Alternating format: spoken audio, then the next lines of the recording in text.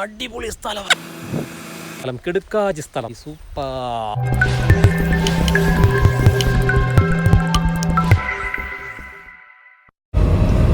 ഇത് ശബരിമലയ്ക്ക് പോകുന്ന വഴിയാണേ. അപ്പം നമ്മൾ ലാഹ ഭാഗത്തോട്ടാണ്. എന്തായാലും വന്നിരിക്കുന്നത് അടിപൊളി സ്ഥലത്താണ്. മുടിയൊക്കെയെന്ന്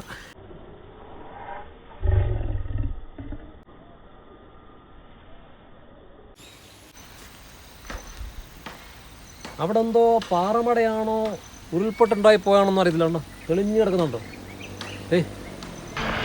കണ്ടോ എന്താ പറ്റിയത് ആർക്കറിയാം. ഒരു ബൈക്കാരനെന്താ പോകുന്നത്, അടിച്ച് തകർത്താണ് പോകുന്നത്. കണ്ടോ, അടിച്ച് തകർത്താണ് പോകുന്നത്. 100 പോകുന്നത്.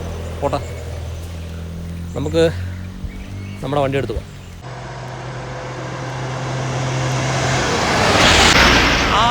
KSRTC വേണ്ടോ? അടിപൊളി സ്ഥലവാ സുഹൃത്തുക്കളെ. എന്താ രസം, മനോഹരമായ രസം.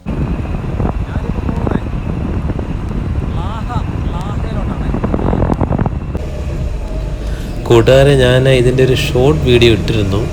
പക്ഷേ ഷോർട്ട് വീഡിയോയെക്കാളും ഭംഗി തോന്നുന്നതും വൈഡായിട്ട് കാണാൻ പറ്റുന്നതും ഈ വീഡിയോ ആയതുകൊണ്ടാണ് ഞാൻ വീണ്ടും ഈ വീഡിയോ തന്നെ അപ്ലോഡ് ചെയ്യുന്നത്.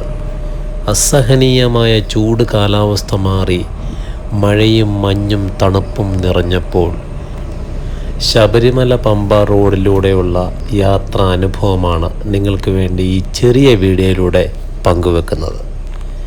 ഈ റോഡിലൂടെ യാത്ര ചെയ്തവർക്കറിയാം അതിൻ്റെ ആസ്വാദനം.